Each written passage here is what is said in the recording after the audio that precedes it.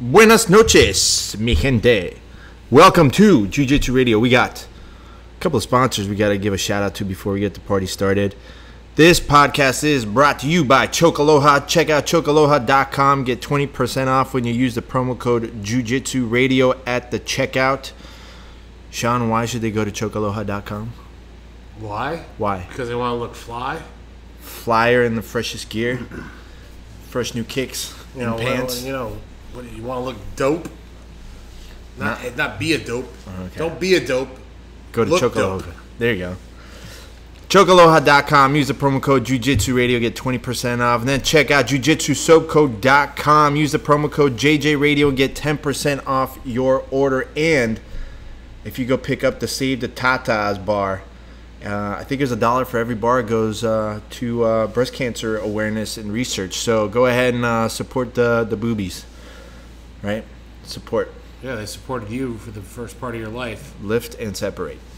JujitsuSoapCo.com. Use the promo code JJ Radio. And finally, check out our homies over at GiraffeChoke.com.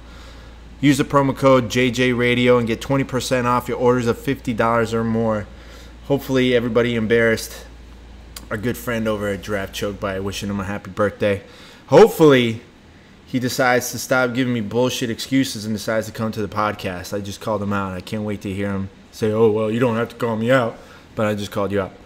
Go to DraftChoke.com. Use the promo code JJ Radio. Finally, go ahead and check out Shawn on Instagram, Gorilla Boy BJJ. Check out my jiu-jitsu photos. Such a professional. Such a son of a bitch. Actually, it's funny enough because that's what I was about to talk about. That's why it rang. Is go check out my photo Instagram, Sonder Marketing. You'll get to see photos from this past weekend's Miami Open and Fight to Win. Yeah, it was a grappling fest. A grappling fest of sorts that did not grappling involve smorgasbord. A cornucopia of clinching, if you will. And some oil checking. And some oil checking, if your name was Colin. Go check it out. Check out mycosmicjourney.com for all other crazy behind-the-scenes stuff of everything that I'm going through. And let's get this hoo-ha started. Hoo-ha, that's another name for the vagina. What do you know about that? We're talking about tatas. Well, I know, but you said hoo-ha. All right. You can't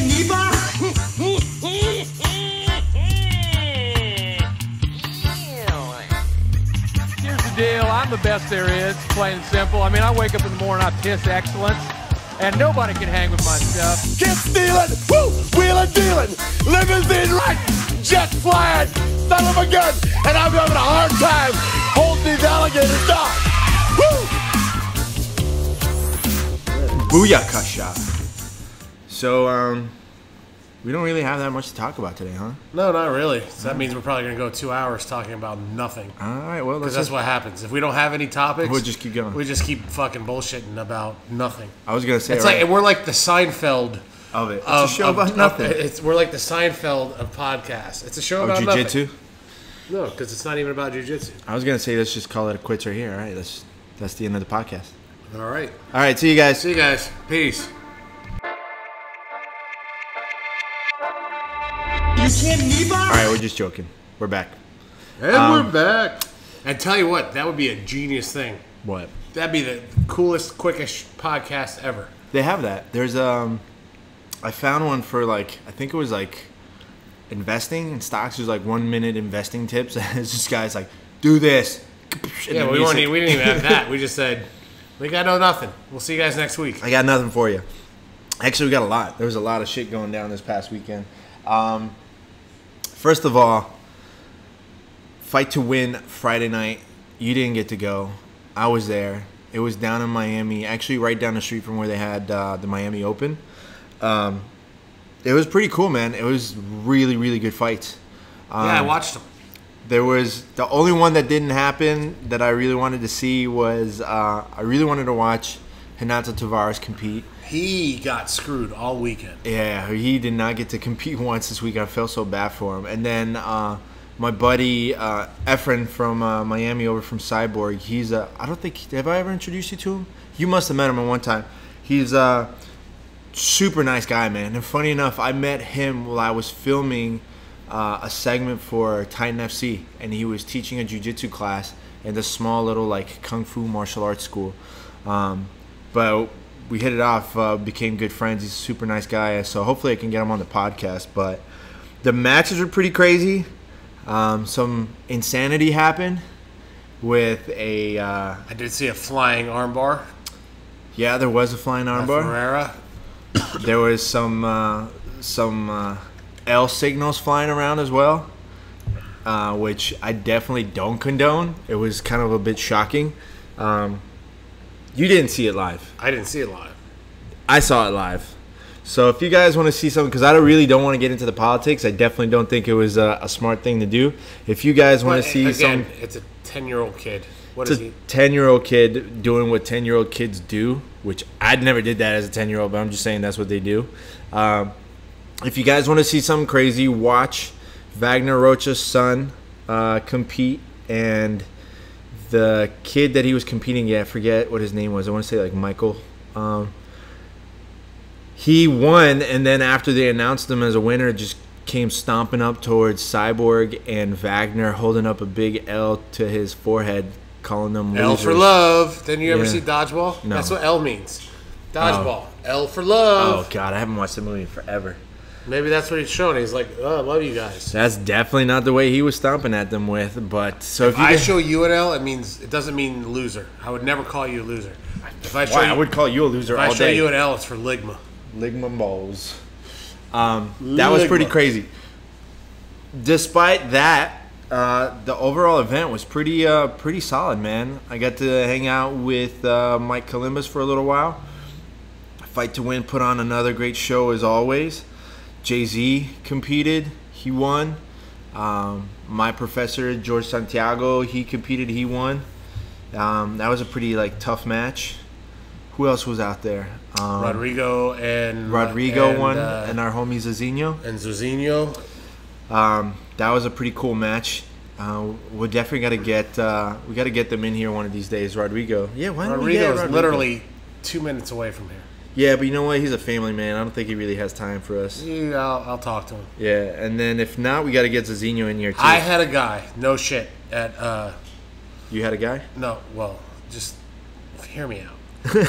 Just go with it. Just shut up. At the Miami Open, ask me if Rodrigo and I were actually brothers. You kind of look like him. If you got a little bit tanner, you definitely could pull it off right now. But, so, I got an even better story than that one. Someone came up to you thinking you were Rodrigo? Yes, at the Miami Open my last Miami Open I competed at, right. The guy came up to me and brought me over. No. And he was talking to me in Portuguese, and I'm like, what? What? It's time to go? And I was like, and he was a bigger dude. He was in the ultra heavyweight division. It was just the age group. It was the age group I wasn't competing in. I actually went. So for a couple of these, Rodrigo and I decided that we'll switch. Right. He'll do Master 3 one time. I'll do Master 2, and then we'll switch the next one. He'll do Master 2. I'll do Master 3. So we don't have to go against each other all the time. And the guy thought I was Rodrigo's talking to me in Portuguese, and I'm like, no, I get. And I start walking in to go, and then they're like, no, it's Rodrigo. I'm like, this guy thinks I'm Rodrigo Mendez. Oh, wait. How good do you think you could pull off an impersonation of Rodrigo? Not good. I'm not good at voices. Okay, what if I didn't talk? We set up for April Fool's Day next year where you go and... shadow him? No. You go and teach the class and see how long it takes the students to realize that you're not Rodrigo. They would realize it immediately. And be like, guys, sorry, I'm a little sick. My voice doesn't... But what I would like to do is dress up like him and then just behind him doing the same thing he does with all... That we could do. That'd be kind of good. Be like, this is my brother. I haven't seen him in 10 years. He came in, so he's just going to hang out with us for a little while. We should set that up. That'd actually be pretty funny. We'll have to talk to Rodrigo about that.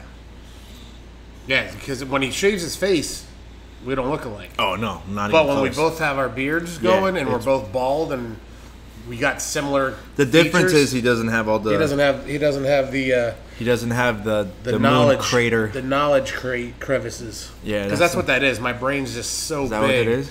and so powerful it's growing into my skull. It looks like Krang from Ninja Turtles like skull fucked you, and it kind of left a mark. That's what it kind of looks like to me. All right. I mean, but I'm just being honest. Okay. Anyway, from fight to win. Oh, so I told you about the shitty ass hotel I had? Yes. So if you're ever down in Miami and you have to go to the Miami Open the next day, do not stay at the Holiday Inn Executive and whatever suites in Kendall or whatever the hell it's called. It's right down the street from whatever that is, Miami-Dade College. The effing worst. It was so bad. I checked in late because obviously I came from Fight to Win. So the girl at the front desk, super nice. Super nice. I got nothing bad to say about her as customer service. Like, she was super nice. They gave me my key card. I go upstairs on the 4th floor and I look and my room's right next to the elevator. Which, if you've ever stayed in a hotel more than once and you got stuck next to the elevator, you know it sucks. Because you'll always hear it the whole night. Surprisingly, didn't hear the elevator. What I did have was trouble getting in and out of the room. It was the people fucking next door. No, that's happened to me before. I have that on video, though. Did I tell you that when I was in Brazil? No. Oh, God. All right. When you travel as much as I have, shit happens. So this was when I was in Sao Paulo for Gilbert's fight. So I had that hotel, like, right down the street, right? So I think this was, like, the first night that I was staying there. Go to my room. Fine. Didn't realize how thin the walls were. I'm trying to watch TV, and I thought I hear something, like, hear somebody talking. I'm like, what the hell is that noise? And all of a sudden, like, I turn down the TV and I hear, meh, meh. I'm like, no. There was a sheep next door? Yeah, no. There was a sheep getting it next door. This lady was just getting railed, and it was just going right through the door, right through the wall. When you were in Sao Paulo and you had the hotel room. I did not have any ladies of the night. No. Did you have to leave your key card in the thing on the wall to keep the power on? Yes. That is bullshit. No, there's a lot of hotels in the U.S. that do it too. I've never been in a hotel in the U.S. that does. Yeah. I mean, it makes sense. I understand it, but I want my room fucking cold when I walk into it. Yeah, that's different though. But that's why you get 2 key cards. You just leave one in, take the other one, you walk out. Yeah. It's not that difficult. Come on. I'm not MacGyver, but I think I can figure that shit out. Yeah, but what they tend to frown upon 2 key cards. It doesn't matter. It's your money. You're paying for the room. I think, would you spend an extra $5 for it? Like, it's going to cost you another $5 for an extra key card. I don't know. Yeah, exactly. Come on. Once you start traveling that much, you start learning all the little tricks. Oh, I got to sneeze. Talk, Shawn, because I'm about to sneeze. Good, sneeze. I think hotels, it's very rare to find a hotel. Like, when you find a hotel that you like, right, that you stick with that brand. Like, I love the Gaylord. Yeah, but those aren't that, like, frequent. No.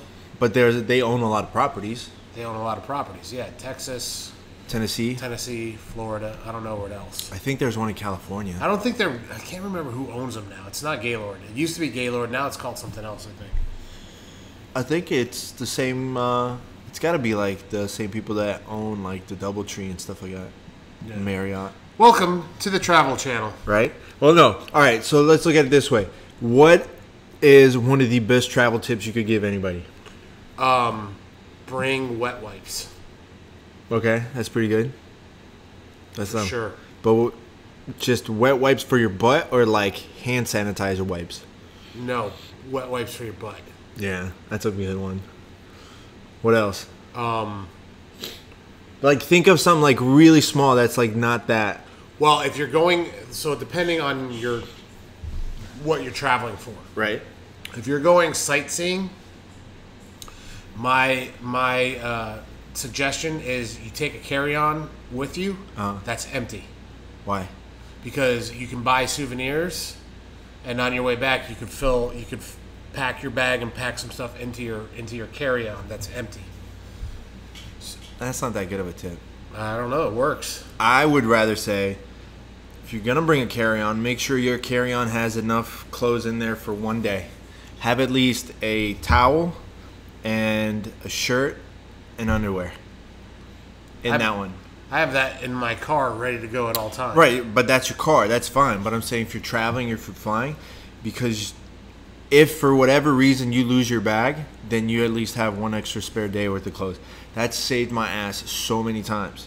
And not only that, at our height, you're not going to really sleep that well in a plane seat. So at least if I have it with enough stuff, I'll put it on the lunch tray or whatever, and then just pop my head right on it. I used to love the aisle seat, but now I love the window seat. I'm a window seat kind of guy. Because I can lean up against it. Yeah. And I can fall asleep beautifully. And nobody wakes you up saying, "Sorry, sir, I got a pass? Can you stand up for the next 5 minutes while I go like do nothing in the bathroom?" If my flight is less than 4 hours, I tend not to have to go to the bathroom. Yeah, I can hold it. I don't get how people can't hold it on a flight. Have you ever shat on an airplane? Oh, don't even get me started. I got a story for you if you really want to go there. I've never shat on an airplane. Really? Never. I've demolished the plane. Not that route, like in the toilet. If you want an embarrassing story, I got one. Well, duh.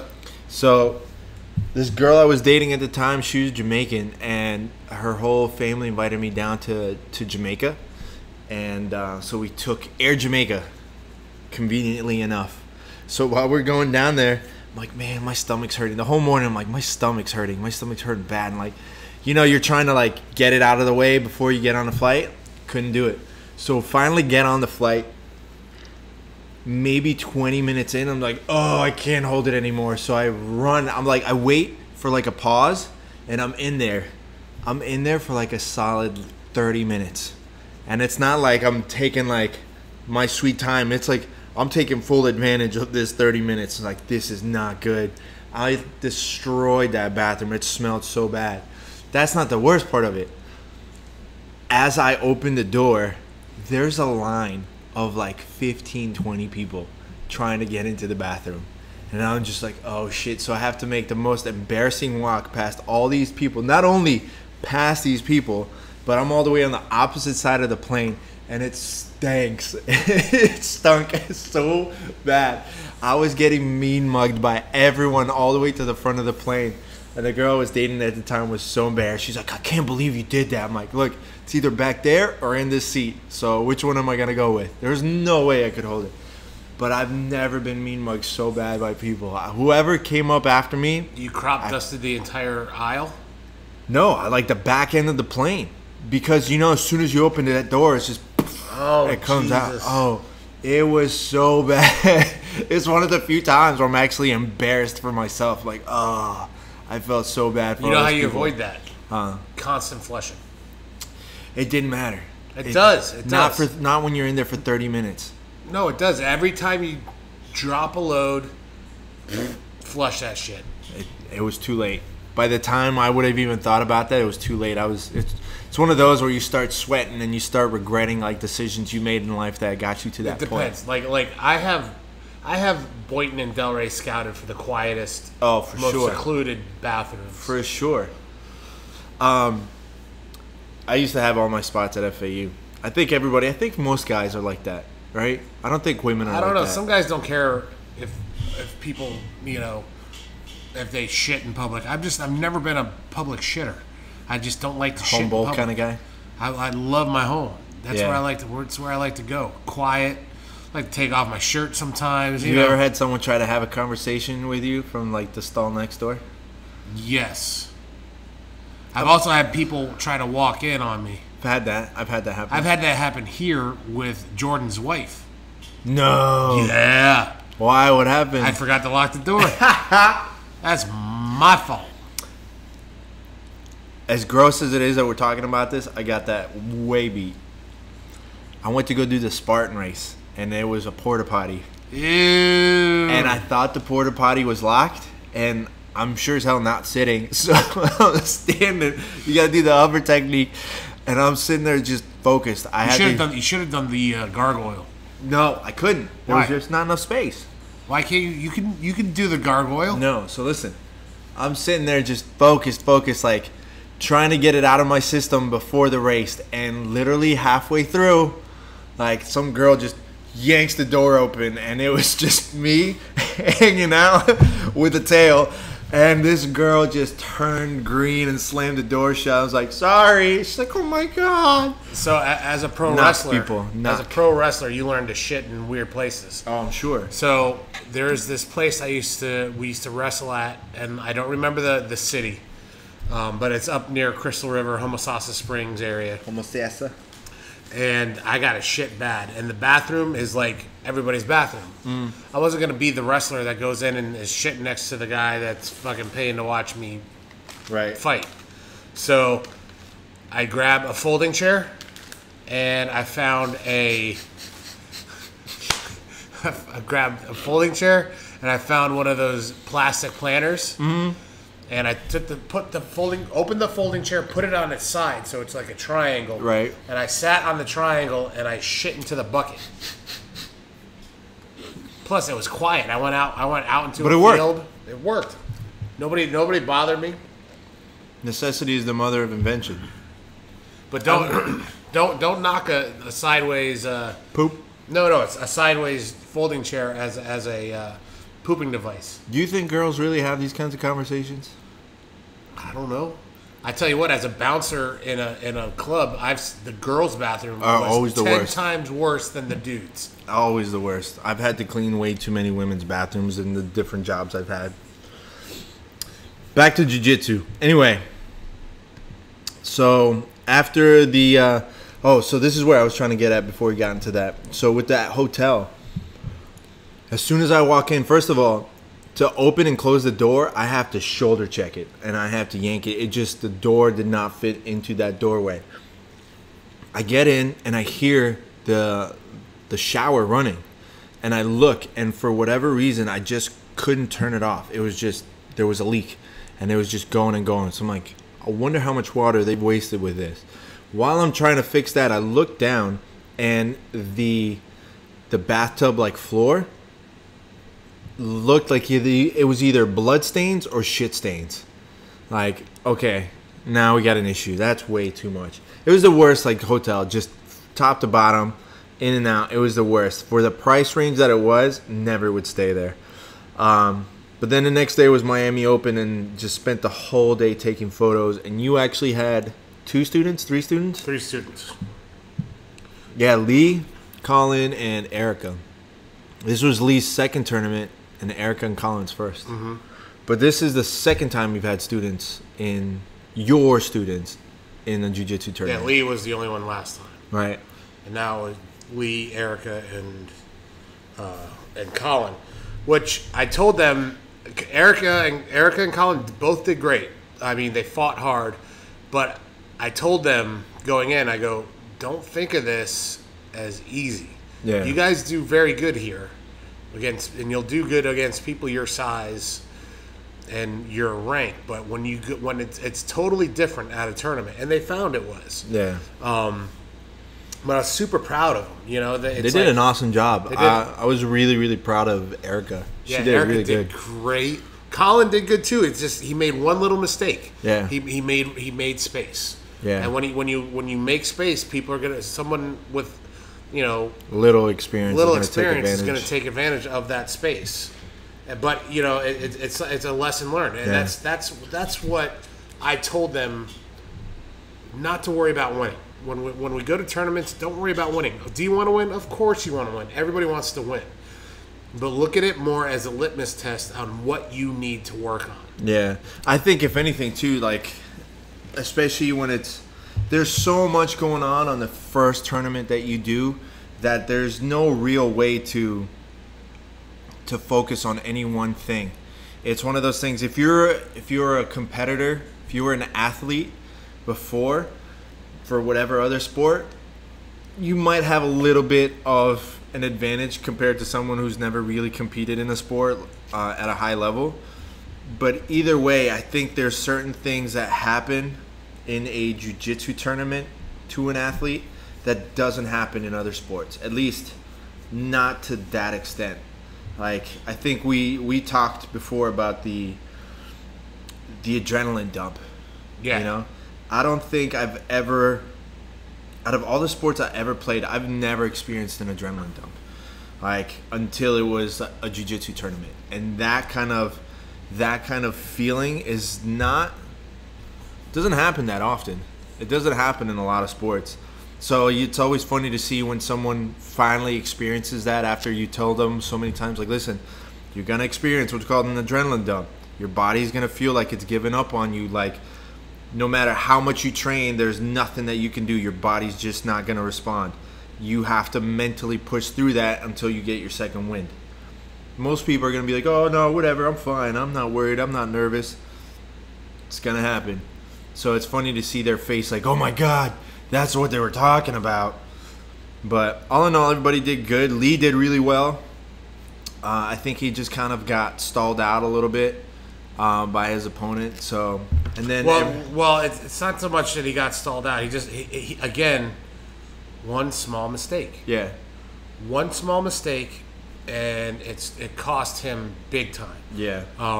He was doing everything right. He was winning the match. All he had to do was stay standing. Stay standing. And he thought he could sweep the guy like he did earlier in the match. Yeah. But he had no momentum to do that, so he went right to his butt, sat down, dude got the points. And then my teammates over at Excel did a really good job. I think a couple medaled. Tiago. my Erica faced one of your teammates. Yeah, which that was kind of like awkward from my end because I want to root for my friend and I want to root for my teammate friend, but at the end of the day, it's kind of like it's better for me just to stay out and just watch. Yep. That's actually kind of cooler because then I don't have to scream, I don't get worked up, I just get to see two people competing, and they both did really well. And the funny part is the person that Erica competed against, I've rolled with a bunch of times, and she's a small girl, but she's strong, man. And that's why I don't tell anybody anything. Like, you figure it out for yourself. I'm not going to coach you. But that girl is strong, and she will definitely lay it on you. Everybody did really awesome, man. Tiago got gold. Who else?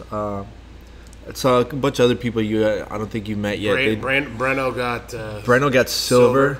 Another kid, Matt, I think he got silver.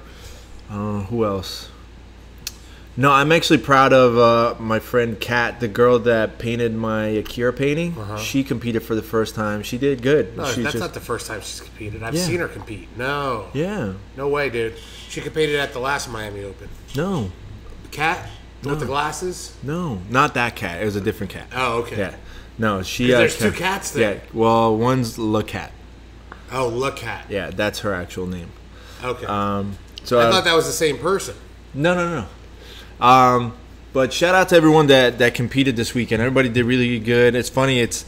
There's so many people that I've met from constantly going to gyms and taking photos and stuff like that once in a while someone will come up to me and I'm like, I have to scroll through the Rolodex because I'll remember the face. I'm like, oh, you, okay, hey, what's going on?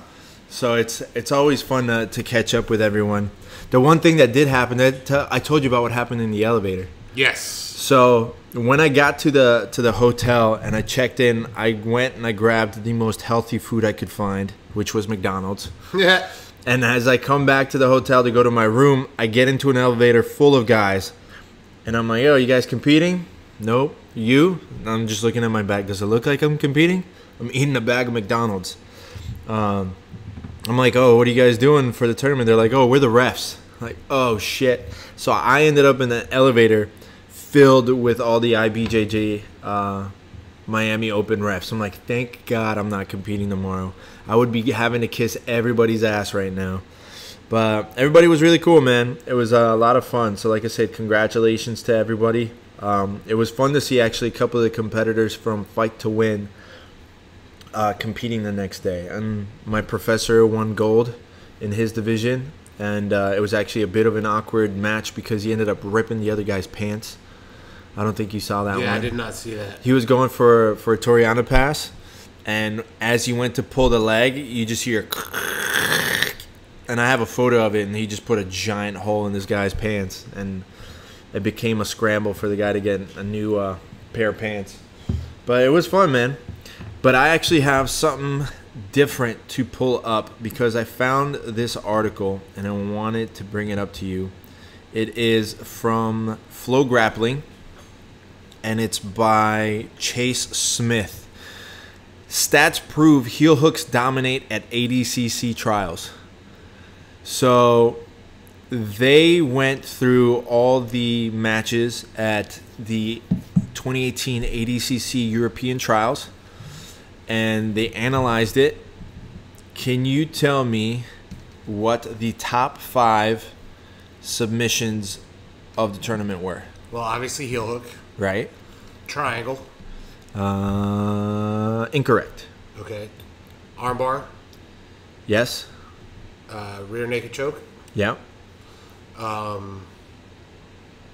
Kimura. Nope. So, I'll tell you right now. The top 5 out of 85 matches, heel hook. Can you guess how many people won by heel hook? Does it have a percent? Is it percentage? Number. No, the actual number of matches. Out of 85. Out of 85, I'll say 26. Yes. On the dot. Really? 26 on the dot. Shut up. Yeah. The next one is rear naked chokes. Can you guess how many? 18. Close. 13. 13. Then it's armbar. They only got 7 arm bars. Then it's toe holds. Then it's straight ankle locks. Wow. It's all about the legs. So let me see. So it was 26 heel hooks, 13 rear naked chokes, 7 arm bars, 6 toe holds, 4 straight ankle locks, 4 knee bars, 4 darts, 3 arm triangles, only 3 kimuras, 2 anaconda, 2 triangles, 1 flying armbar, 1 estima lock. Oh, someone actually won by the Suluev stretch. What is that? That's the one that it happened like twice in one night on the UFC card a couple of weeks ago. Knee bar? It's like the knee bar all the way to the back. Yeah. 1 calf crusher, guillotine, and only 1 north-south choke. So heel hooks dominated the European ADCC trials. It's because once you get them in, man. I think. Well, here's the problem. I'll tell you what it is. Heel hooks, even though they've been around for a very long time, people don't know the defense. I think it's partially that people don't know the defense because it's been looked down upon for so long. But the other half, it's pretty far from the main part of your body. So it's a little bit more difficult to defend it. Because like you said, once it's in, it's in. And when the craziest one is when those legs are crossed. Right. Then you're really screwed because it's like your brain gets scrambled. You're like, wait, you see your legs compared. You don't know which one's which. You don't know which one's which, and you don't know which one to defend. Right. Well, it's kind of like you ever do the one where you cross your arms and then you inverse them, so like your hands are kind of crossed, and someone's like, "All right, lift that finger," and your brain can't think of which hand it is. Right. I think it's kind of like that. But if you look at it, are you done? Sorry. How do you drop that twice? Put your phone down. You've been texting this whole time. This is the worst date ever. I think partially the big thing with the heel hooks is that once you click it in, once you set everything in, you're using your entire body to keep the other person away from you. And that's the longest distance you can get between your joint that's getting attacked and your defense, compared to if it's a wrist lock or an arm bar or a choke. Well, yeah, those are a lot closer. It's easier to reach with your hands. Right. It's easier for you to get to defend compared to a leg. Think about it. When you have an arm bar, if you do it right, the person's legs are keeping you down. But you can still manipulate your arms a little bit to try and kind of move. You can use your lower legs to move that. But if someone's got a heel hook synced in, they're pushing you away while they're cranking the leg. It's a lot more difficult for you to get closer to them to defend it, right? So it makes sense that the heel hook would be tougher to defend, and that's 26 out of 85. 26 out of 85. That's pretty solid. Huge. Yeah, it's pretty solid. And the next one is 13. Yeah. So there's more than half. And it's 13, 26, and then armbar is 7. So I think that kind of throws in a wrench into the idea when we talked about it a long time ago that it's the simple things that win the most. It's not necessarily the case. Well, here's the thing. It still is. The simple things win. The simple thing wins. It's just people aren't, It's different when we're talking about ADCC though, and it's different in the rule set. That's one thing that happened at Fight to Win. If you notice, there's a couple of times where after matches, our good friend Carlos Diaz was refereeing some of the matches. He would come up to me and we would debate a little bit. He's like, that was the decision by their rule set. This is right. But I think that other person won the match. I'm like, I agree. I completely agree. So it's funny just to kind of, we were going back and forth throughout the night just saying, no, it should be that one. According to this rule set, it should be the other one.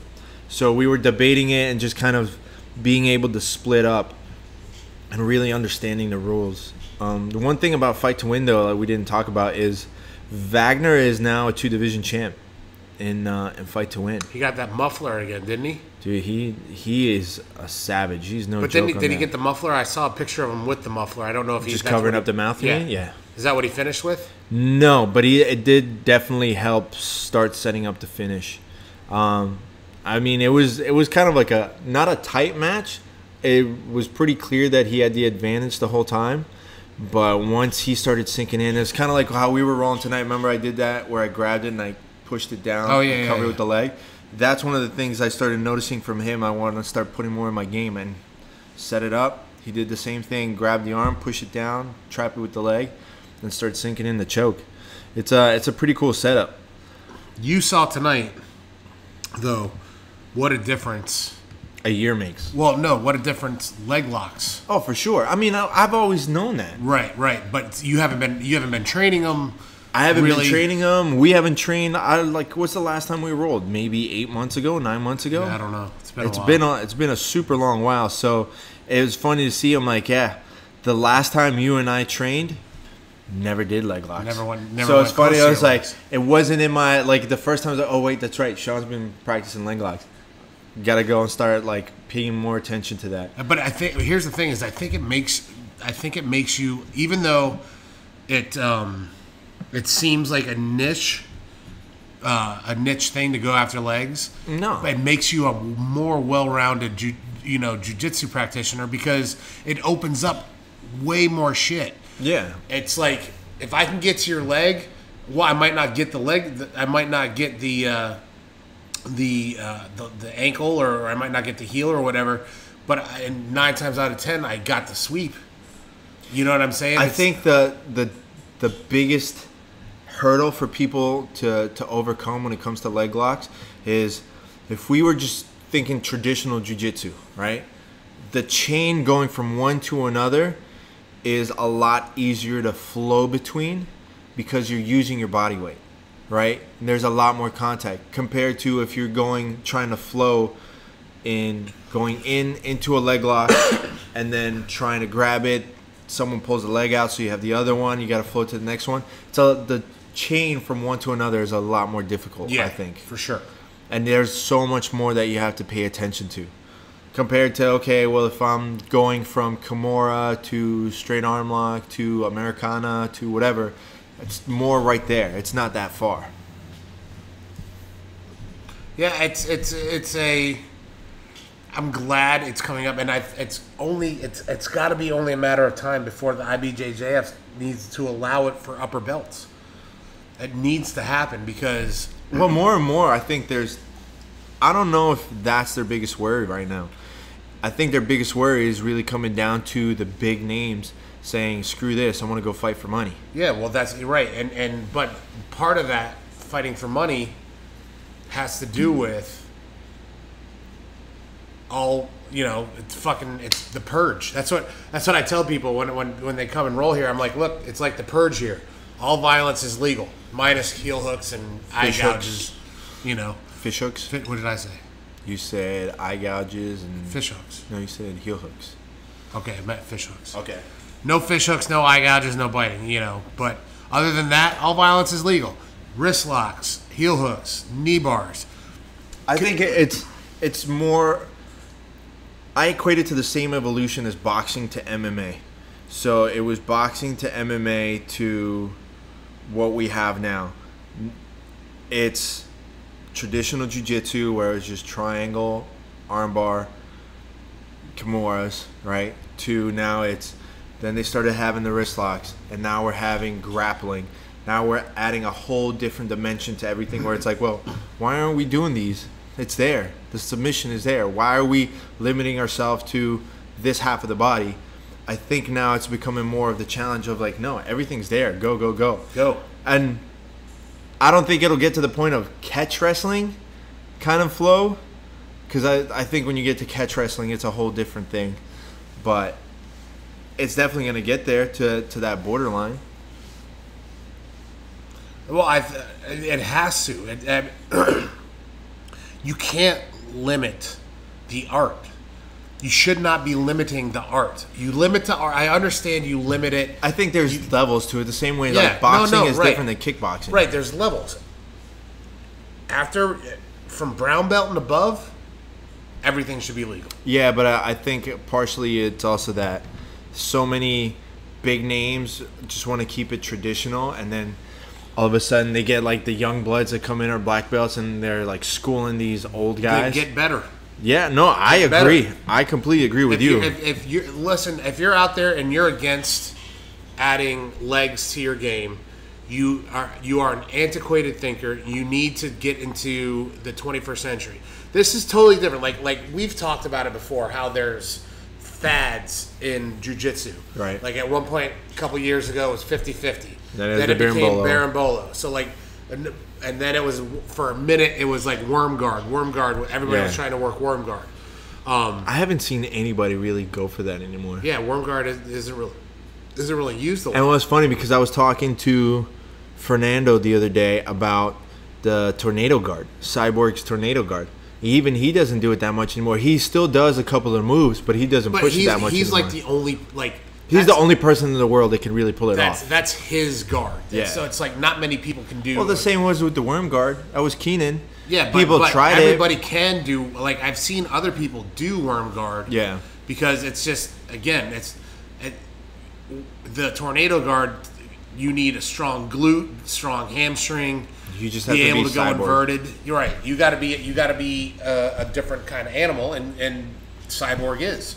And it's funny is like when I rolled with him, he got it on me, and I was like, I thought there's no way he's going to be able to get this, because at the time when we rolled, I was probably like 310, 315. Yeah. I was like, there's no way he's going to get this. Oh, for sure. In his mind, he's probably like, let me see if I can get it on this big guy. And then he fucking got it. Have you ever watched the instructional? No. So, again, I was talking about it with Fernando, one of my first jiu-jitsu coaches, and I was saying you have to be so strong on just that part of your body for it to have that kind of confidence. So if you watch the instructional, Cyborg goes, he sets up the leg, and I forget who the other black belt was with him in the video, but you see Cyborg inverted with this guy literally hanging on to his leg. He's floating, being held up by his leg. Cyborg's just having a super normal conversation. He's like, okay, guys, so you're going to go ahead, and then you're going to push the leg, and you're just going to go ahead and throw him over. He's like there for like 2 minutes, holding this guy in the air, and you see the guy like, what's going on? Yeah. It's so crazy. And it's not like it was a small dude. Right. But that's not a fad. That's his guard. That's his guard. But I'm saying it's one of those things. Fads. Right. Other ones they're fads. They came and went. 50-50 came and went. Do you really think leg locks are a fad now? I do not think leg locks are a fad, because leg locks are changing the game. Leg locks are making it so you don't need the skill set that you used to need to compete at a high level. Like, it helps, don't get me wrong. Right. But if you are a master at legs, you're going to do very well You can do very well at a high level with missing some. Well, look at Paul Harris. Paul Harris, yes, Paul Harris. Paul Harris. Well, no, he's He only he was a good jiu-jitsu guy, but his right. bread and butter was that heel hook, and it took what was his face? Alan Belcher. Was it Alan Belcher? Yeah. That just stopped him. Yep. He just spent the whole time I'm just gonna learn how to stop this, and then he ended up winning the fight. So it is doable, but I mean, you get someone who's a king at chaining everything. I mean, you're pretty much done. Yeah. So it's changing the game, and it's making people look at me.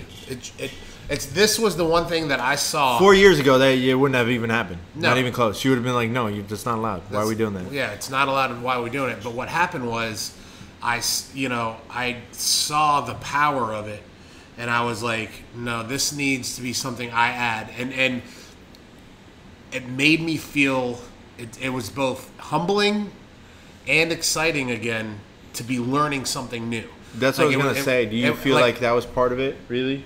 Well, what, the excitement of learning? The fact that all of a sudden you're like, oh my gosh, you realize there's a whole different world. There's a whole different world that I have no skill in. Yeah. I'm a black belt. You thought you learned everything in jiu-jitsu. Well, I didn't know. I knew but that, you but I knew thought, the concepts of everything. everything. I knew the concepts of everything. But I didn't know the nuances of the leg game really changed my thinking and really changed the way I play guard. Yeah, for sure. I mean, I noticed that just from rolling tonight. Yeah, so it was playing guard has become I can be more active but be safer at the same time. Yeah. Because I can go for things now, and if I lose it, the leg's right there. Yeah. So I don't mind it. So I saw and starting it, dude. It was humbling, man. I felt I feel like not like you want to give your belt back, but it was almost like two different worlds. Like, I'm a black belt in traditional jiu-jitsu, but with this, I'm not when I started. I think I've come pretty far. I'd say I'm a high blue, low purple belt when it comes to the leg game. Mm-hmm.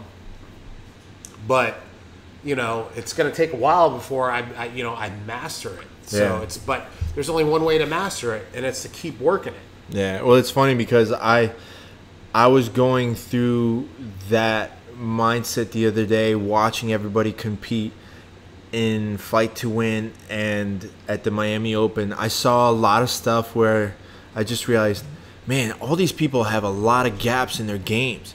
How many people I saw that were blue belts or purple belts that had no clue how to do a De La Riva pass, or how many people that didn't know how to, block someone from passing the guard when they already had a knee shield up or something like that. Just small little things that I feel I'm pretty solid at. And then I realized, okay, what are my biggest gaps? And I thought, it's this. This I don't have anything on. I know that when it came to this part of my game, I got nothing. Or this part of my game, I could kind of BS my way through it.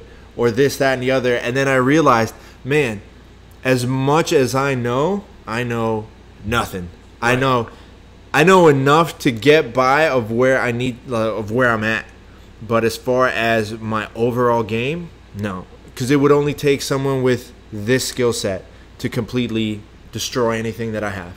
Because it would just pierce right through it. So it was fun just to see, okay, well, again, as another conversation I had with Fernando, I'm like, this is what I want to focus on after this break. Since I took the break for the last 3 or 4 months focusing on kickboxing, and I needed that reset to realize and say, okay, I'm excited about doing this. I want to just focus on this. I know my bottom game is fairly decent, and even though I might not get the submission right away, I can survive and I can do this, that, or the other. And my top game's okay. Of course, I got to work on my passes even more because it's never perfect.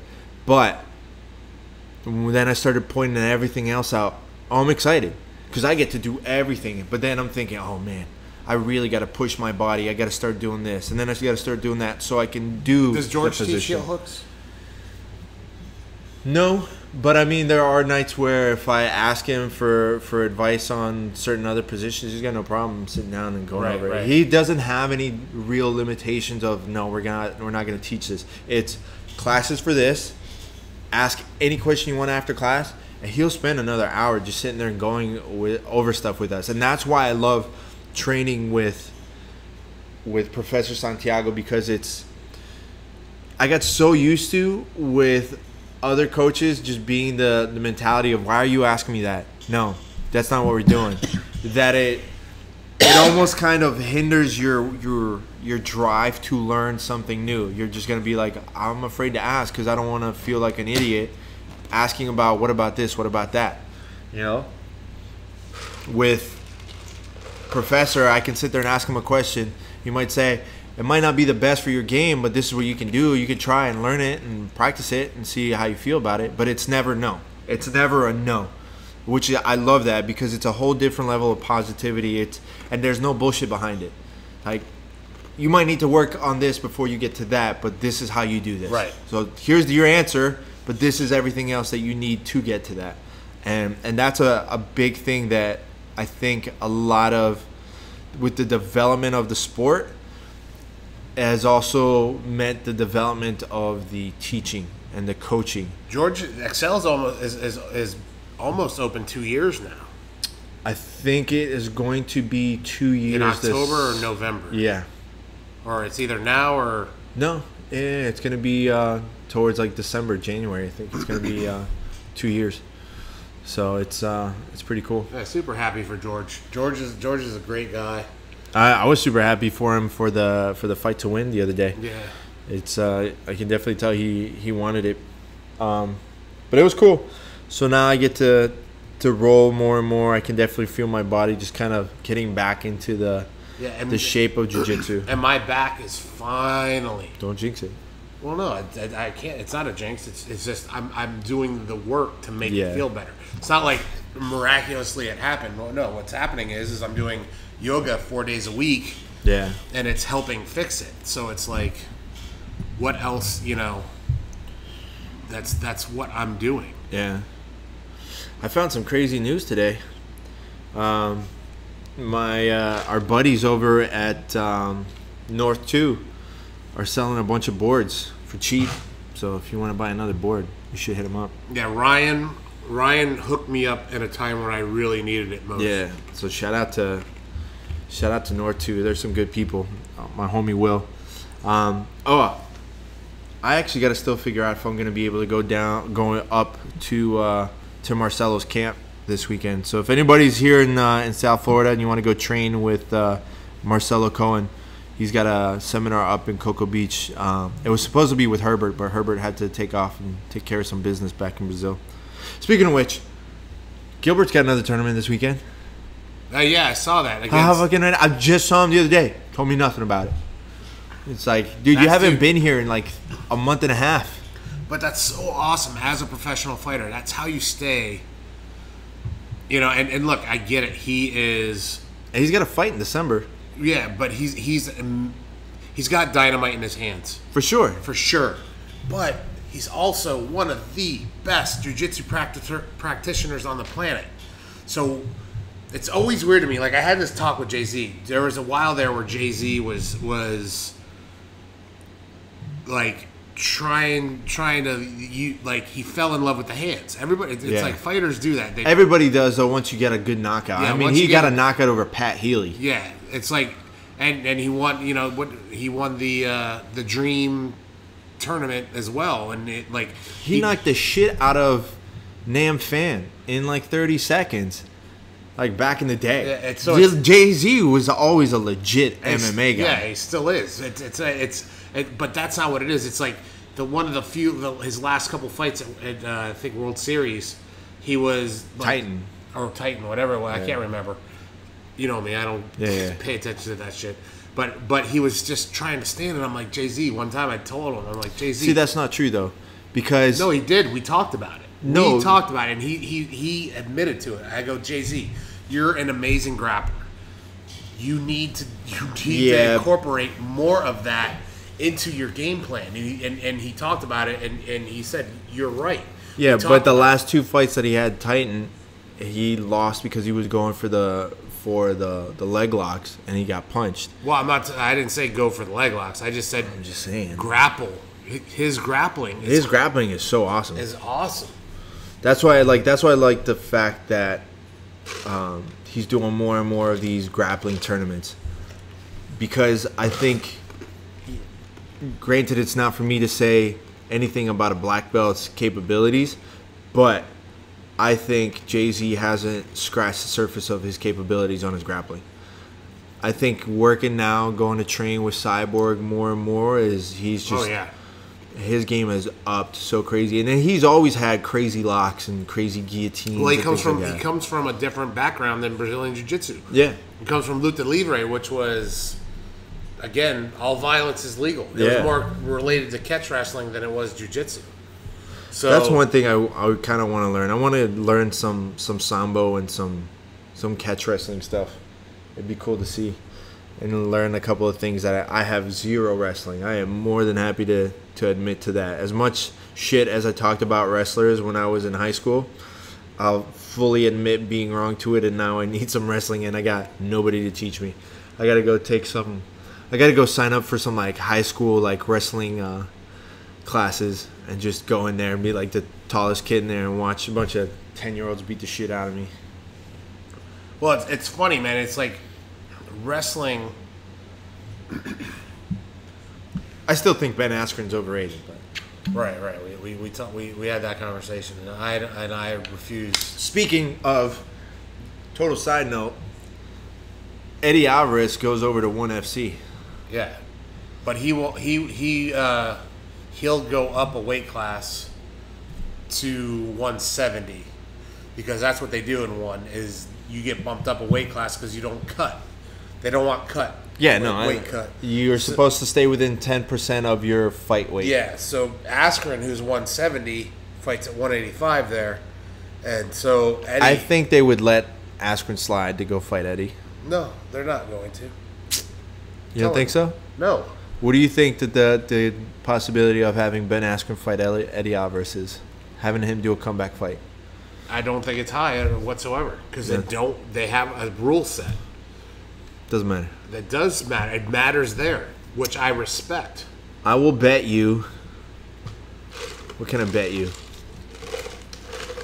Krispy Kreme donut? I don't eat it Anymore. What do you eat that I can use as bait for this one? Food isn't the bait. Well, I'm not throwing you hookers, so. Well, then why are we having this conversation?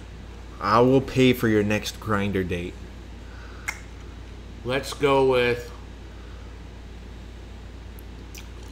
I don't know. We'll talk about it. Okay. Either way, I will bet you that within a year, Ben Askren returns to fight Eddie Alvarez. Okay. At ONE FC. Okay. Because he's sure as hell not going into the UFC. No, which I think is a travesty. I think it's perfectly great because he's boring as shit. I understand that, but I am of the mindset that if you can dominate another human being in a cage, no matter how you can do it, no matter how boring it is, you are the better fighter. How about, speaking of fights, Renzo Gracie is going to fight another MMA fight next year. I love that Renzo Gracie's fighting in his 50s. He is going to be fighting Walid Ismail next year. I think it's in Japan.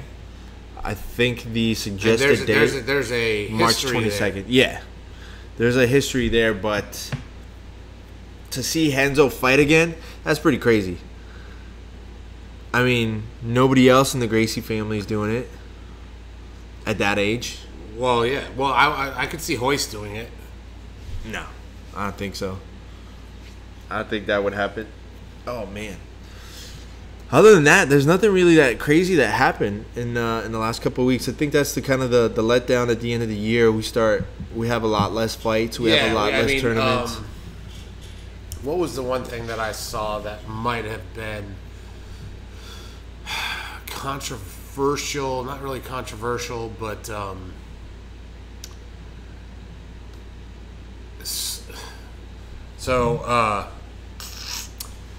It was on Flow Grappling. I don't remember what it was, but I remember going, that sounds interesting, but I don't remember what it was. Well, that's kind of worthless to the conversation, isn't it? Actually, you know what is funny is, so this weekend, photographing at the Miami Open, I talked more and more with a lot of like the older refs and some of the newer refs, and it was really funny to see how many contradicting opinions there were of the refs contradicting each other. There was one match where someone got 2 points for a takedown, and it was just super quick. It shouldn't have counted as 2 points. And I looked to the ref next to me. He's like, I don't agree with that. I'm like, that should have been an advantage, right? He's like, yeah, at the very most an advantage. But there was no 2 points. Because he didn't have control. But every time, I don't know, a couple of matches, I would notice that. I would notice a ref sitting next to me going, nah, I don't really agree with that. No, that's not really that. It's this and that. So it's really funny to watch how different each ref judges something that at the end of the day, a rule should be a rule. There shouldn't be that many interpretations. And it shouldn't really... That's why I like when Carlos was here talking about the ADCC rules and all the other stuff, is that with ADCC, it's the 2 refs. But the one on the mat, I think, is the one that has the final, and he's going to like rip me apart for not saying it right.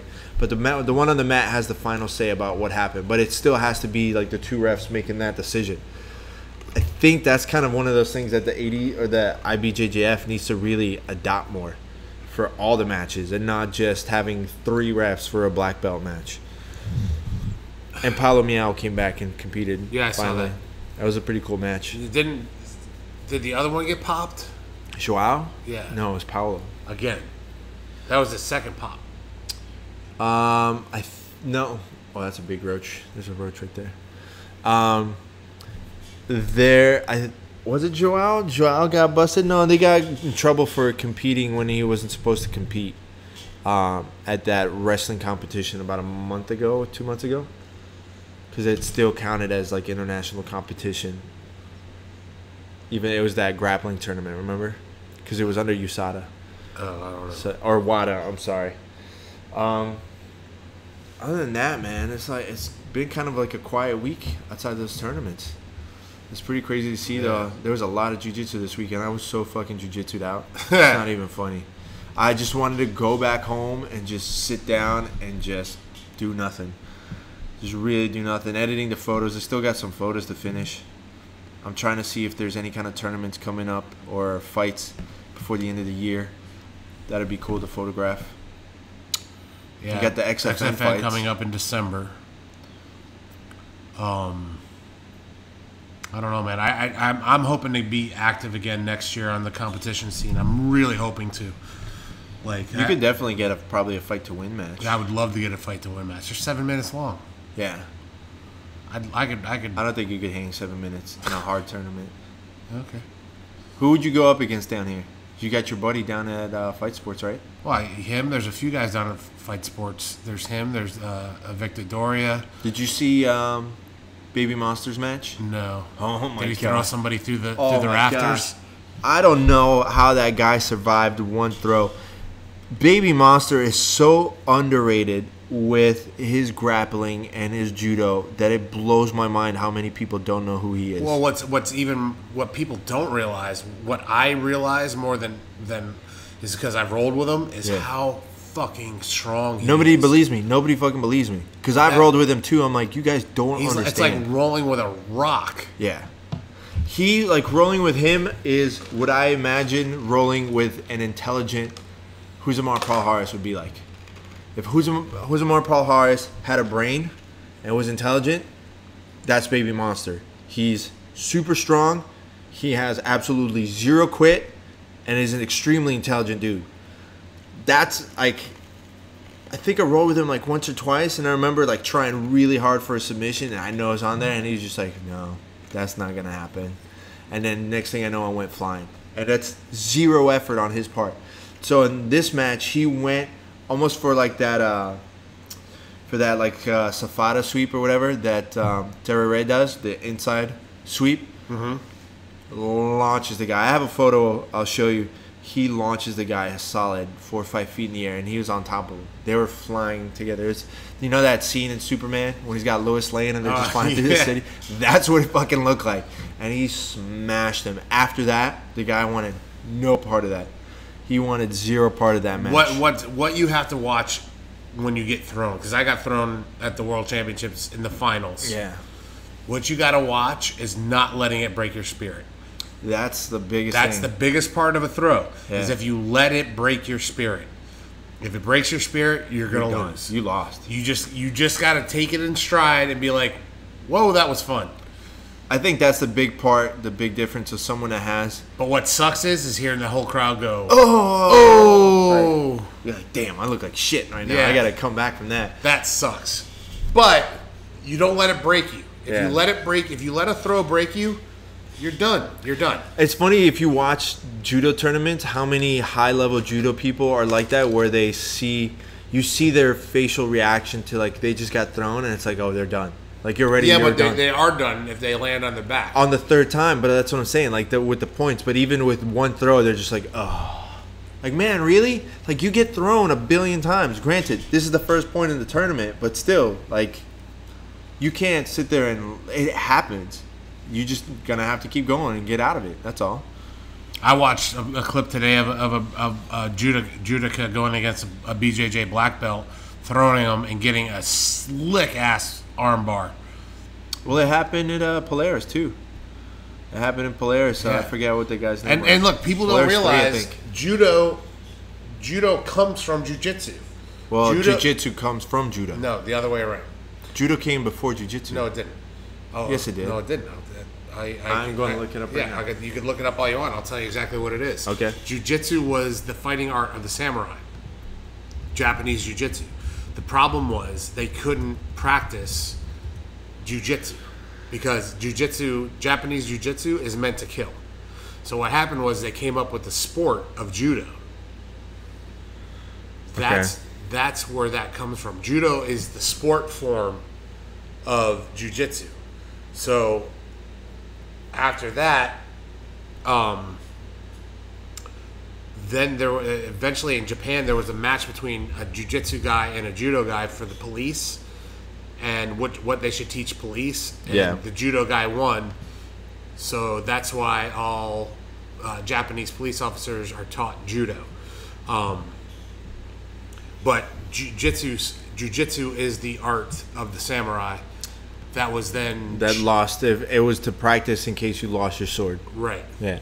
So after that happened, they can't practice it because a lot of the stuff in Japanese jiu-jitsu is meant to kill. A lot of the arm, like they didn't know, a lot of the neck stuff was meant to kill. Yeah, it was never about like tapping. Yeah, so they couldn't really. Speaking of which, can we talk about the conversation that we were having at the beginning of class tonight? Which one? About, I don't want to say his name on here, just because he's a friend of mine, saying that he would rather get punched in the face and knocked out than tapped out. No. Yeah. Well, look, given the choice, look, a lot of bad shit can happen when you get knocked out. But that's what I'm saying. He said he would rather get knocked out, have someone punch him in the dome and get knocked out than getting choked out or getting tapped out is what he said. That's because he's young, dumb, and full of Twizzlers. Twizzlers, yeah. Like look, when you're in your early 20s. Oh, you say dumb stuff like that. I'm sure I said dumb shit like that all the time. It's not so much that it's just he's full of testosterone. There's like I ain't tapping to that kind of attitude because. But yet he couldn't roll because he's nursing a shoulder injury because he didn't tap. You're right. You know what I'm saying? So it comes down to ego. He's young, so he's got his ego is still in the way, and he's not only is he young, he's very young in his jiu-jitsu. Yeah. So he hasn't had the ego beat out of him yet. Yeah. But once that happens, it's one of those things I feel people say that haven't been put in that bad situation enough times to learn. Why do you think Conor McGregor rolled over to Nate Diaz? Why? Because he was sick of getting punched in the fucking face. Exactly. So what's easier, to defend a choke or to defend getting punched in the motherfucking face? Depends who's punching you, who's choking you.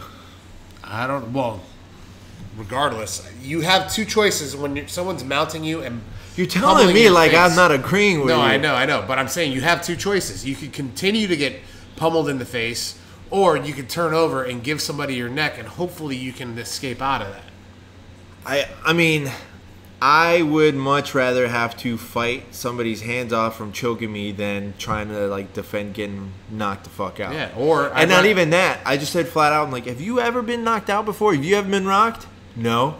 Like, if you never had a concussion, bro, dude, don't talk to me. You were fucking loopy for a month. What, after my fight? Yeah. Nah, just a week. But that's not even... I've had full-blown concussions. I've had legitimate concussions. And either way, it's... That's why I say, hey, why don't you come spar then? Let's spar this week, and then we'll go a little bit harder, get rocked, and then come and tell me that you'd rather take that punch to the dome and not know where the fuck you are than take a nice little nap. Yeah, I would not. I no. And the thing is if you fight, if you're a professional fighter, if you get knocked out, 30 days, automatic suspension. Easy. No, it's what it is. Automatic. If you tap out, even if you go to sleep from a choke, same thing. I think you get like a week or something. Same thing. Yeah. I don't know, I just thought it was funny, and like I just froze because it was like the beginning class. I'm like, what did you just say? I'm like, I got a couple people you should meet. Let me introduce you to my homie Rodney over at Combat Club. He'll be more than happy to show you the difference between the two. Which, by the way, shout out to Rodney. Rodney's a grandpa now. Yeah, did you saw that? Yes, I did see that, and I love Rodney's one of those people that when you see makes me happy.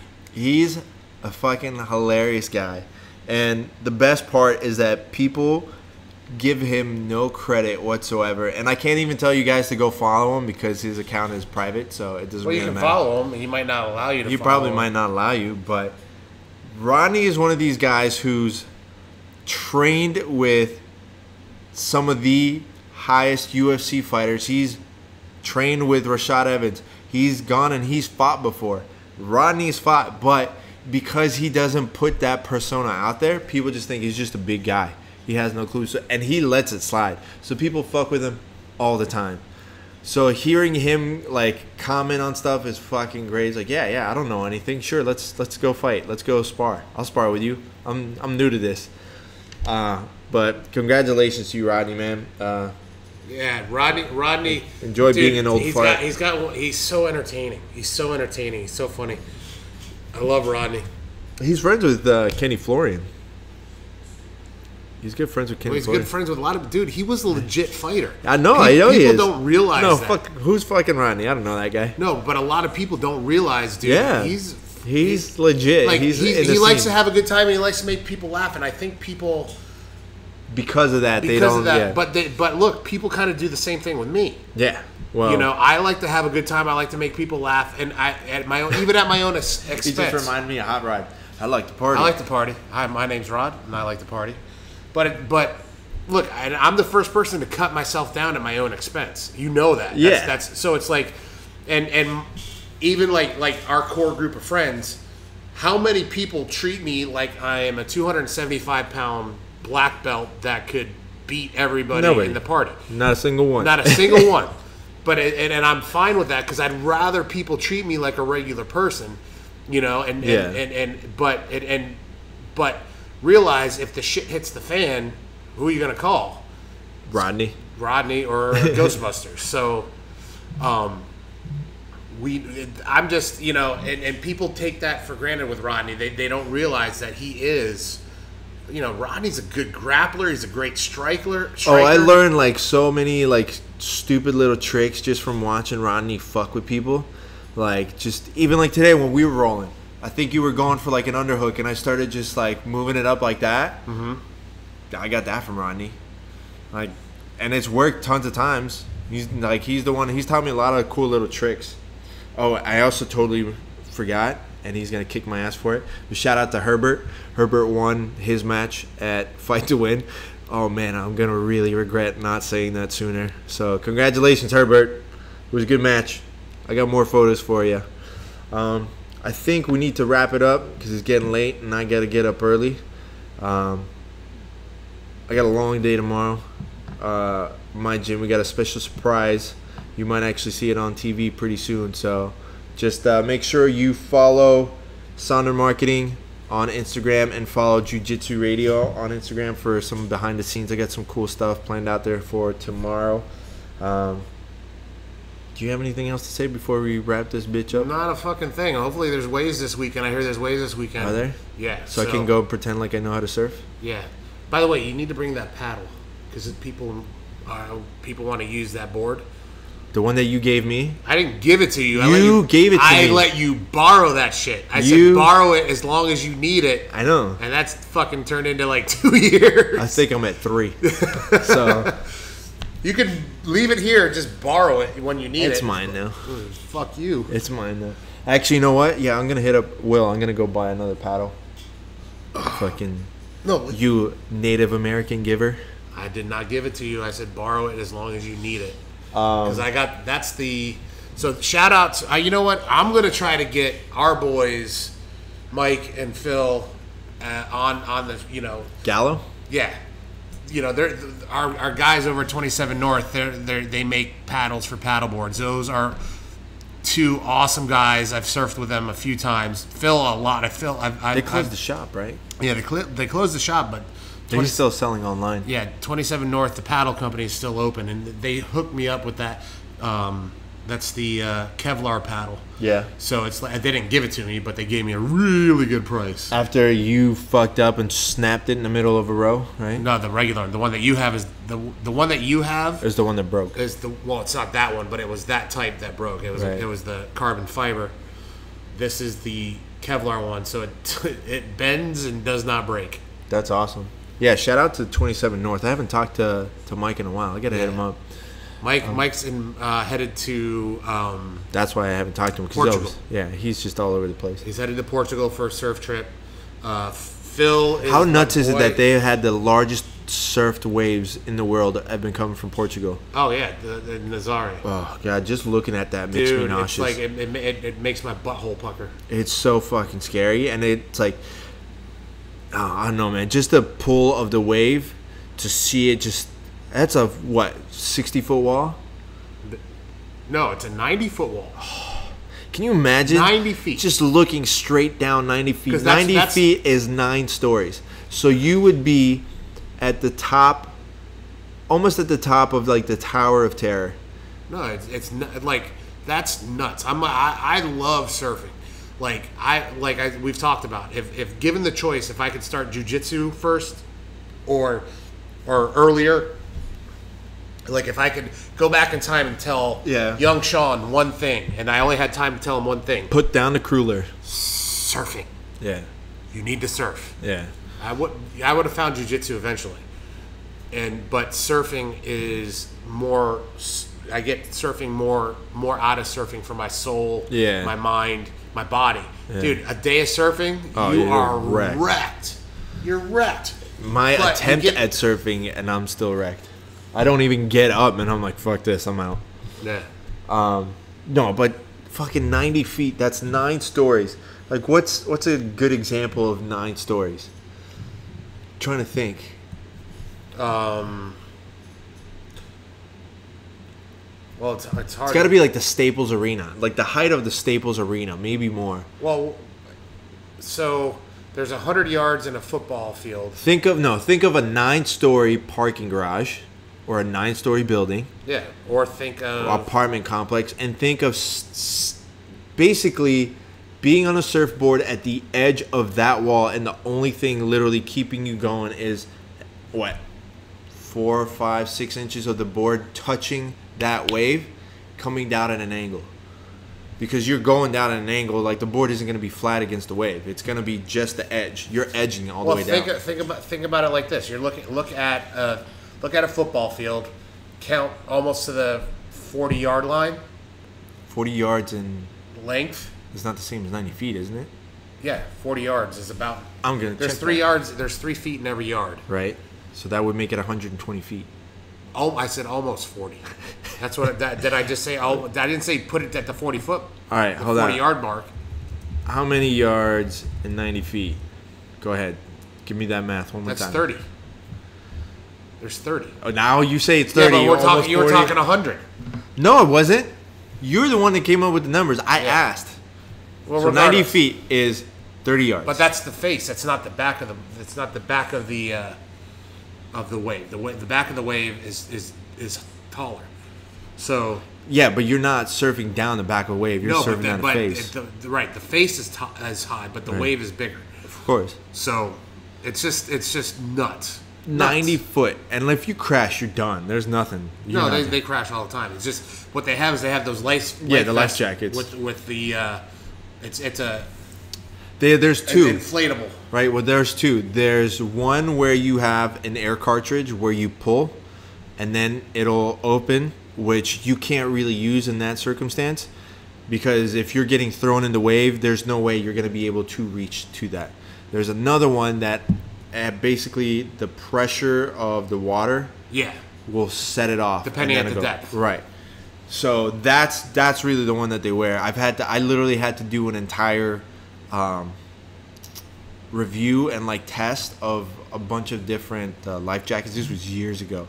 I had to go out in the middle of the ocean. They literally went out in the middle of the ocean, chucked me in the water. I tell you what I want is I want one of them shark bracelets, but I wouldn't put it on my wrist. I'd put it on my Leg. on my ankle. Yeah, for sure. Those things. Have you seen those things? Yeah. They repel sharks like a motherfucker. Yeah. Not that I do kind of want, like, this is weird. You wanted the shark encounter? I want a little nibble. I want to get nibbled by a shark. I don't want to get bit.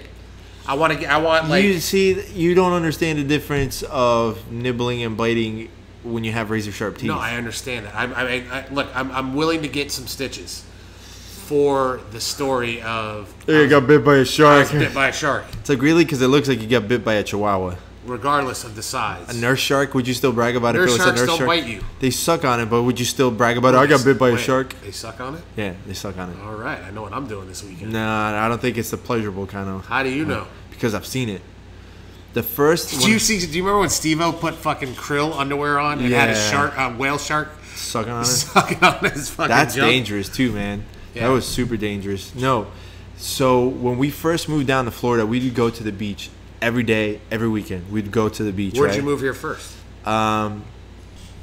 Actually, down in Pompano. I was living. Where did you move from Italy to here? We moved from Italy to Colorado. We were in Colorado for a couple of months, and then we moved down to Florida. I spent about a year living in and out of motel rooms, but we would go to the beach every day.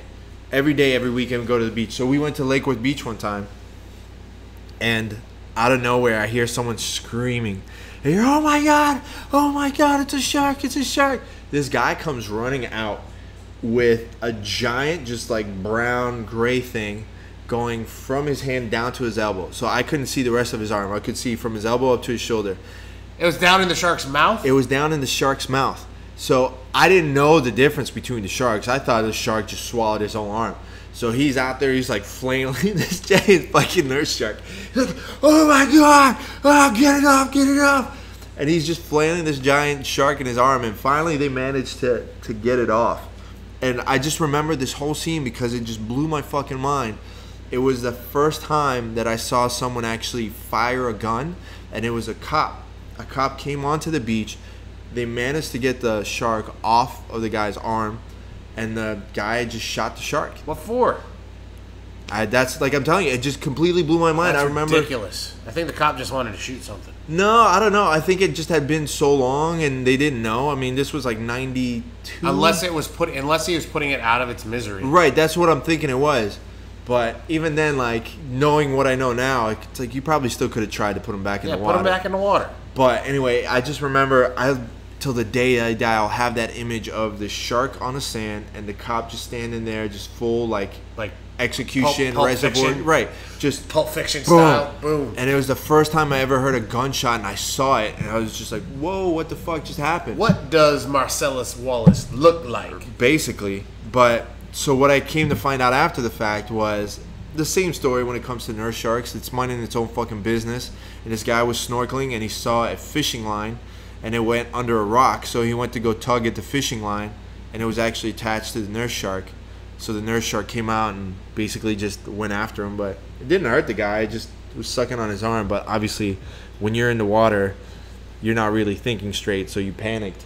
But dude, I see sharks out in Del Rey all the time. oh yeah, for I sure. see them all the time when I'm on top of my board. You know, little like 3 to 4 footers. At one time, I saw a fucking big fucking shadow. Yeah. And I was like, oh shit. But you know what worries me more are the fucking jellyfish. Yeah. Because they're fucking huge out They're there huge. sometimes. And I'm like, I cannot fall right now. And you're like, oh, don't fall. More than jellyfish and sharks for me are stingrays. Because of Steve Irwin? No, way before that. I think my parents fucked me over, and I used to watch a lot of like the Discovery Channel, and they would always talk about you have to do the stingray shuffle. Do the stingray shuffle because if you touch a stingray and you step on it, they're gonna hit you with the barb, and like everybody dies. It was super. You just don't die. well, some It's of them not are. poison- not- No, yeah, they're poisonous. I don't think so. They 100% are. Look it up. Look it up. Reach for your phone. I guarantee you, some of them are poisonous.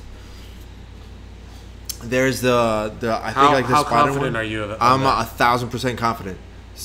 Go ahead, put in there, are stingray barbs poisonous? Waiting. Oh, waiting. He's busy texting instead of actually Googling. No, I'm not. All right, let's see. Stingray injury caused by venomous tail spines. Oh! Most significantly, they belong. So, Stingrays generally do not attack aggressive or even yeah, exactly. Stingrays are fucking dangerous, man. venomous tail spikes. There you go. But it doesn't say, can you die from it? Yes, 100% you can die from it. If it gets into your veins, for sure. If it gets into your bloodstream, any kind of venom can pretty much kill you. Even daddy long legs, their teeth can't snag into your skin. Did that just blow your mind? You didn't know that. No. Yeah. Fuck stingrays. So just remember the ones that are cute in the little tank at like the zoo and the whatchamacallit, SeaWorld. Yeah, they remove the spikes on those. They don't tell you that shit. Does it tell you which ones are like the poisonous ones? No. Yeah. No, they're poisonous.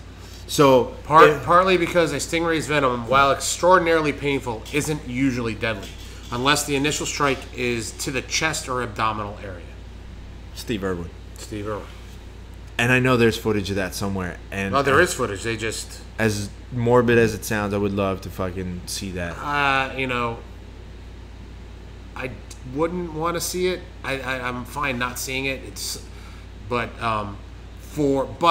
honestly, I do think it should be out there for educational purposes. Well, it's This the is what- cameraman's fault, is what it was. It was the cameraman's fault because he cornered the stingray. That's what happened. If you look at the story, what happened was Steve Irwin was looking at this, and like the cameraman put himself in a position that it cornered the stingray, so it couldn't leave. And like Steve Irwin was right on top of it, so once the cameraman cornered him right into his chest, penetrated his sternum, and the spike went straight into his heart. Yeah, he's done. Yeah, when you're done. So that's why. Anyway, I was totally But traumatized. is it tragic dying doing something you love? It is if it's somebody else's fault. Yeah, I don't If know. it was your fault, if your own fault, Well, it is then it happens. technically you can say it's his own fault because he shouldn't be in the water with a deadly animal that close. Oh, now it's a deadly animal to you? Well, obviously it is now. You know that they found box jellyfish here in Boynton Beach. Shut Beach up. Yeah, my buddy Evan, and he doesn't listen to the podcast, so if I get it wrong, it doesn't really fucking matter.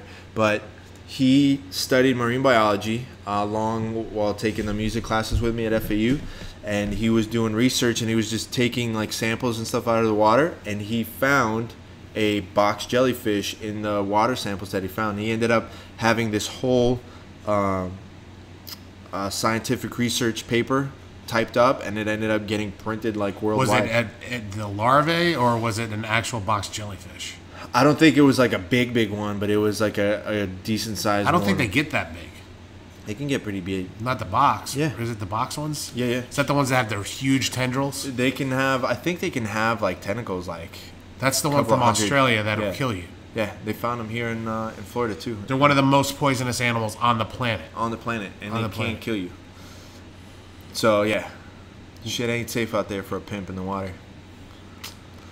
Yep. Well, again, if I die surfing, it's not tragic. Have you ever been stung by a Portuguese man of war? Yes. That I shit grew up in stinks. Florida. That shit That stinks. sucks. So bad. If you ever hear the whole thing, you know how the old myth was always like you got to pee on it? Yes. So a couple of years ago, they came out with the research saying that actually does not help, and it makes it worse. Yeah. So I'm sure that once it came out, tons of people probably had flashbacks of how many times they've had their friends like pee on them. Well, I'll tell you what I saw when I first came to Florida. My buddy Joe, when we're little kids, he wore flip flops and he was popping. Oh, the man of wars. Oh, flip flops. He's fine.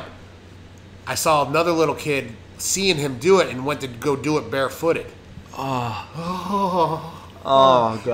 I can remember that kid screaming, dude. No way. I was like 7 years old watching this fucking kid my age fucking screaming, and like everybody gathered around him. It was terrible. You know how many people actually don't know those things exist? There's a ton of people that I've never seen that have no clue that's a thing. It's a thing. Like I can't even begin to think how many friends that came here From to Florida? visit. Some people from Florida, people from like the United States, people from outside the country that have come here and have never. I don't know. Are they part of the jellyfish family? I don't know what they are. They're blue. They look like blue balloons with a dark blue ridge and tendrils. Yeah, and those things can go back pretty far. So they look like jellyfish. Does that make them jellyfish? I don't know. I'm not a wildlife expert. I'll ask Evan next time I see him. All right, I think we're gonna wrap this bitch up. Be sure to check out our sponsors. Big thank you to Choke Aloha. Check out chokealoha.com. Go to Giraffe Choke. Use the promo codes. Shout out to Jiu-Jitsu Soap Co. Be sure to go and support Jiu-Jitsu Soap Co. during this month. They have some big giveaways planned with a lot of different companies adding into it. And also buy the bar soap with proceeds going to saving the boobies. Save the tatas. If you're a paddleboarder and you need a paddle, 27 North are our boys. North 2 too. North 2 for a board. They also make paddles as well. But if you get your board from North 2, get your paddle from 27 I feel North. like we're in in a weird relationship. We're like torn between two lovers. Basically. Feeling like a fool. I just can't help myself. We're breaking all the rules. I'm gonna go ahead and give that a hard pass. Alright. Anyway, big thank you to all of our sponsors. Check out Shawn on Instagram at evidently this is his fucking podcast too, evidently. Someone thinks it's just your podcast, so Well, then if they just know me and they don't know you. yeah, it's not like I literally start every one of the podcasts, but it's cool, whatever. It's alright. It was our podcast at one point, and then you said "fuck you" and No. on your own. It was my podcast. No, it was our podcast. You did nothing. No, it was And then- our podcast that the first few podcasts was us. First three was us. That never even aired. That never even aired. And then you said, "Fuck you, I'm going on my own." No, you didn't even have time. I had time. I was No, always you at didn't. fucking Temple. No, you you could have didn't came have there time. at any time. You didn't have time. Anyway, it doesn't matter. That's the past. I'm in the yesterday. Check out Sonder Marketing. Check out all the photos from this past weekend's Fight to Win.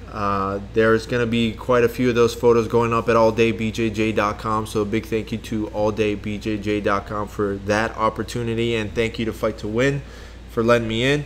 And shout out to the IBJJF for letting me wake in. up, fuckers. Put heel hooks in for brown belts and above. Start paying people for winning worlds and things of that matter. Yeah.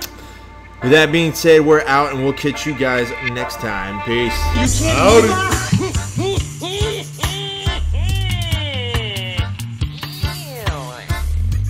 Here's the deal. I'm the best there is, plain and simple. I mean, I wake up in the morning, I piss excellence, and nobody can hang with my stuff. Get stealing, woo, wheeling, dealing, limousine right, jet flying, son of a gun, and I'm having a hard time